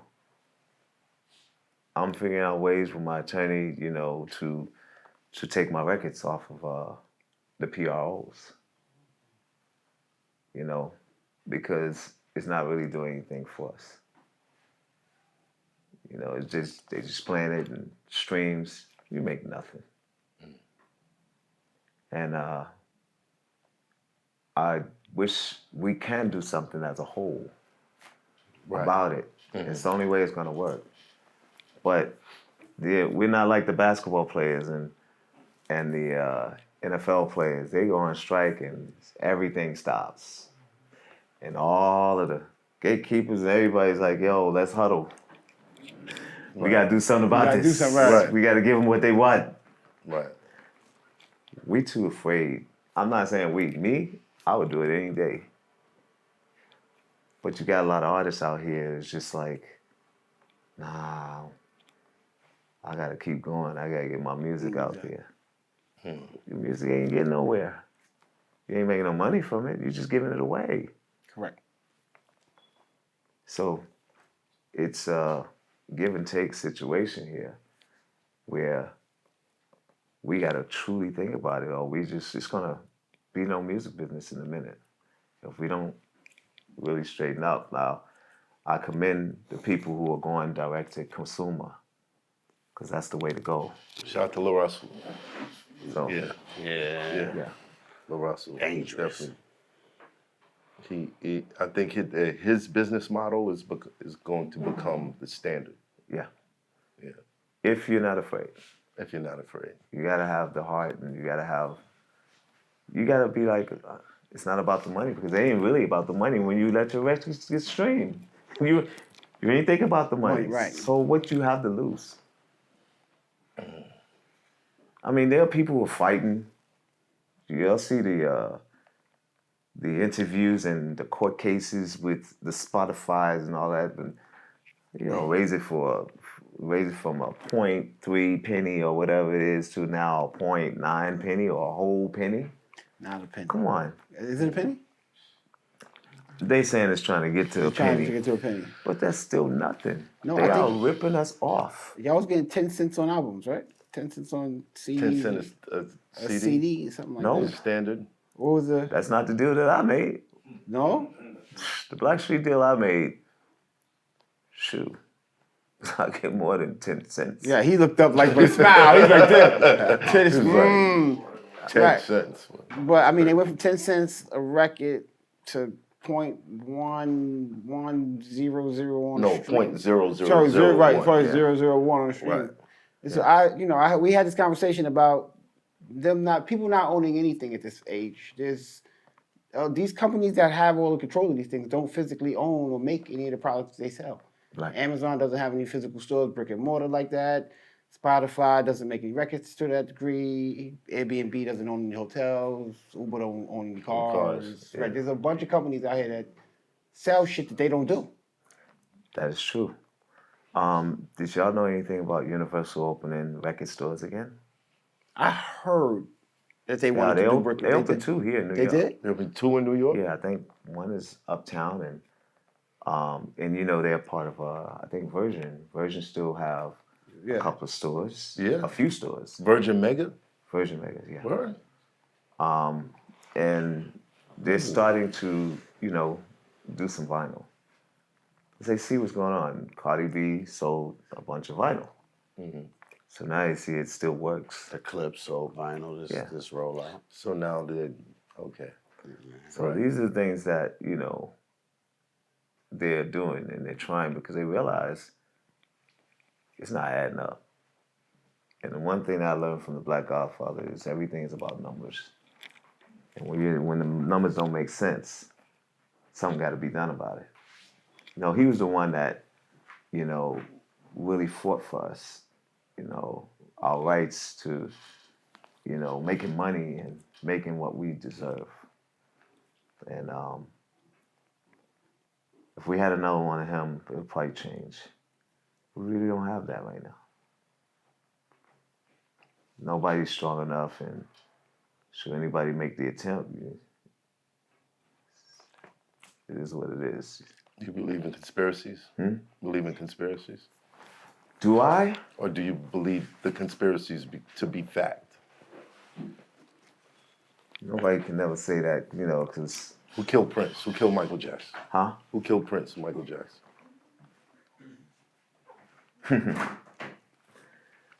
That I do not want to get into. Don't want to get into that. Right. That was something that I was put in before, and I had to retract because I never want to be into anything that, would hinder my career or my children. Oh yeah, I'm good. Right. I think I put mine right here. Or my children, I still want to do business and I still want to walk a straight path, and I'm not intimidating. I know what I know. I stay private. I do what I do, and I'm getting good results. So I ain't making no complaints over there. I'm gonna do what I do, and until everybody want to come together, I'm doing what I'm doing. It's working. Wow. I know how to sell a product. I definitely know how to sell a product. It doesn't take a lot. How do you sell the campaign of unity? The campaign of unity, Yeah. I'm not Al Sharpton. I was about to say. I ain't you can Jesse sell that Jackson. shit. I ain't Martin Luther. Listen, Right. I'm TR. That's right. And I'm doing what I'm doing over here as a legend, and it's working. Like, you gotta go back to the selling books and records out of the car. Correct. Yeah. You got to remember the times. Exactly.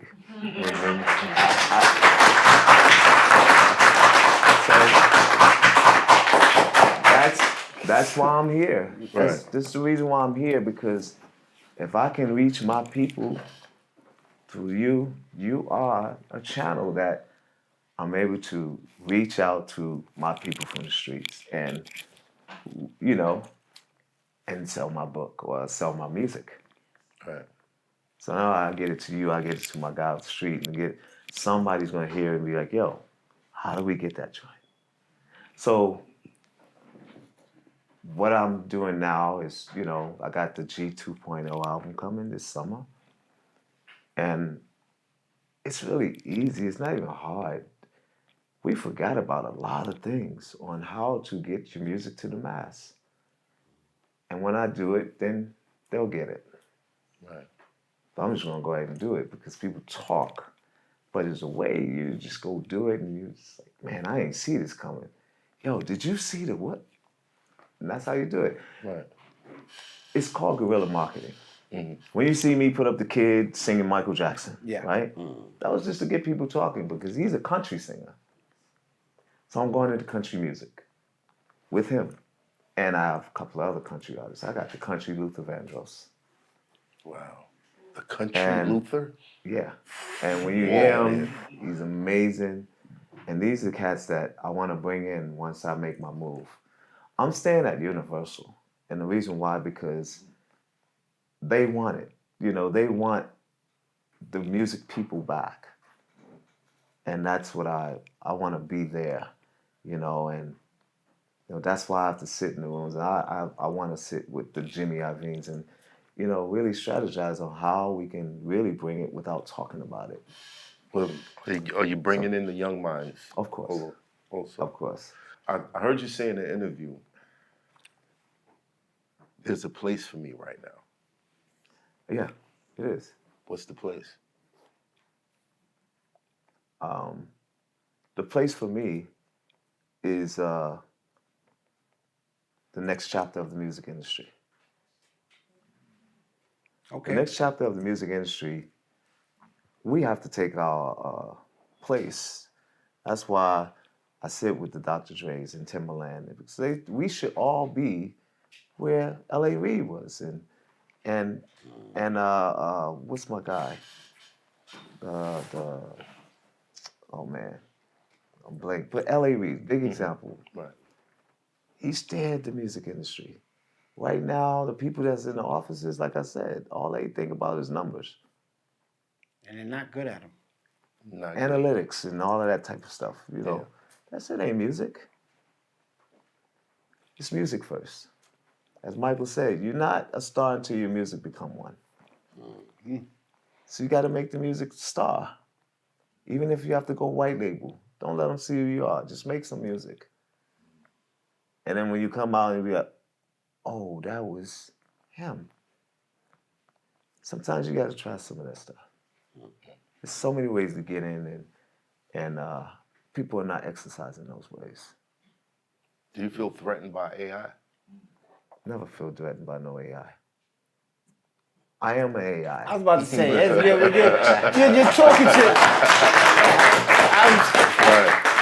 Me and my tribe of great musicians are AIs. It's whoever wants to really exercise their ability to do that. You can become that. We're developing our own software, and it's AI. But it's AI to get a musician. It's AI you put your ideas on a dictaphone and put it in there. That thing will come out with something. But it's not dealing with anybody's music. The algorithms of musicians. Right. This here is the algorithms of the theory books and all this stuff that we learn, right. through charts. So these are different charts. That's public domain. Everybody knows the scales, right. And everybody knows the chords. Right. So that's what this software is actually doing. You can put lyrics in it and type it in and put it on certain notes, and it'll sing those notes. If I play a run, I could put words in those. Or if I put one word, it'll do the riff. Wow. Keep this technology out of the hand of Ron Browse, because him and his friend is jumping people right now.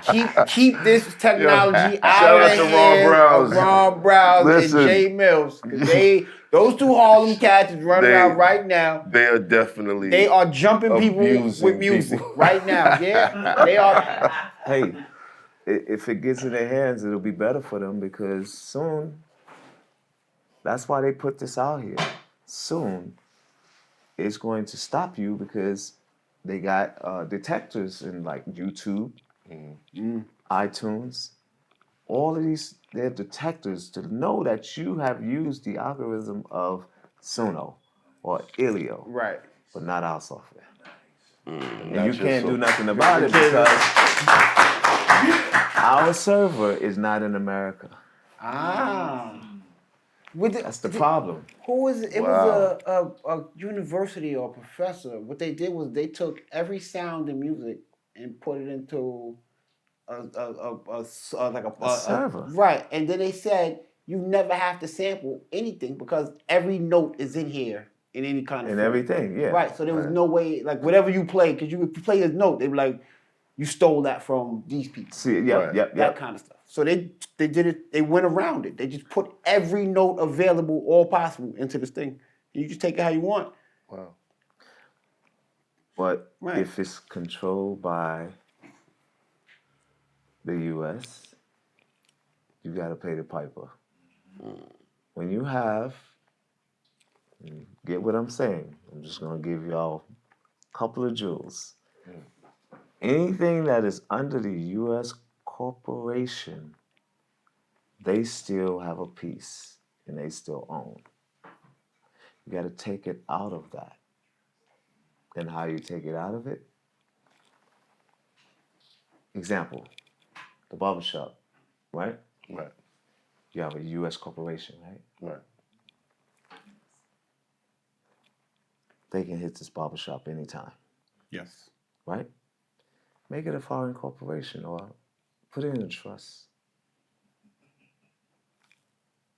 Put it in the trust. Because when it's a trust, you protect the assets. It's so much more to it, boo. That's a sidebar, thing that I know and I live. My name is a sole proprietorship. You all need to do it. Turn your name into a sole proprietorship and you never have to use your social. Yeah. Yeah, tell me this stuff. I need Trademark your name Yeah. too and copyright your name. Did you know you can do a copyright to your name and you're taking your name back because you don't own your name. That's Your all I can government tell name. y'all that. right Government now. name, right. That's Wow. all I can know tell what, y'all man? right now. Wow. Listen. Can we get one spoiler, Tom, from the book before you go? Just one, if I just told you. He just No. Oh, okay. He told All us right. all- You ain't see me start looking for the page? I just gave you some jewels. So that's okay. All right. You know what I'm Listen, saying? this I'm from interview. Philly, so I'm gonna make sure we get it at Black and Nobel. This of my interview life, will be you know. studied thoroughly. Thoroughly. Yeah. Thoroughly. And the thing about it is once you do that, you're able to actually move how you want to move because now you're protecting your assets. They never want us to do trust. That's why sometimes lawyers, who the lawyer work for? Trust. Lawyers are trustees for the judge. The judge is the bank. Always remember that. And remember that courts are not owned by the U.S. Court is owned by the royal family. Now I'm You guys didn't know that neither? Oh yeah, yeah. I knew that. Sure, I did. I got my spoiler. Look, I got my spoiler. The royal family have been making hand over fist money off of us. And that's the reason why they keep us in court. Wow. Wow. We'll Ju- talk. Yeah, nah, yeah, no, yeah. Jewels! You're dropping jewels, sir. You're dropping jewels. Oh yeah. But Listen. yeah, that's what I've learned. outside of the music industry because, you know, music business, you know, you can't really survive. Protect your assets, and you'll see the survival of the fitness. And like I said, that's another, I'll put y'all with some people to help you because it's about to change. Things about to change, and if you are not protected, you know, they can try and take everything. And they will. They can, not try. So you got to protect yourself somehow in some ways, you know, and those are the things that I've learned, you know, to how to protect my assets because, you know, it's easy to take because you're under that corporation. Shit. Right. You know, and now they switched the name, but it's the same name. But if you notice, before last year or the year before, the United States was spelled with upper and lower cases. Okay. Now it's all Or uppercase. uppercase. That was the thing, the transition. So that's what y'all got to dig more into is how to protect your assets. I gotta get some first. I love you. I gotta me get tell you some. Hey, Seth, I love you, bro. I'm gonna give you game. You own your house? No, You renting? I have a Right? co-op. Huh? I have a co-op. I live in a co-op. Okay. So I own my unit, but I Okay. can only sell it back to the you know what I mean? To the That kind building. of shit. Not true. That's what you sign. That's what they make you to believe. I mean, it's just you sign that. Did you know your signature is money? I do know that. How you know? Social Security is a number that's assigned to every person at birth because each person at birth in the So why you U.S. not is- exercising it? I mean, I'm not blind to it, but I do know that I have to have some shit first to start anything. It's very But you difficult. got stuff. You got the co-op. And Okay. if you was to own that co-op outright, put that thing in the trust because you own it. Listen, banks are double dipping when they're taking your mortgage.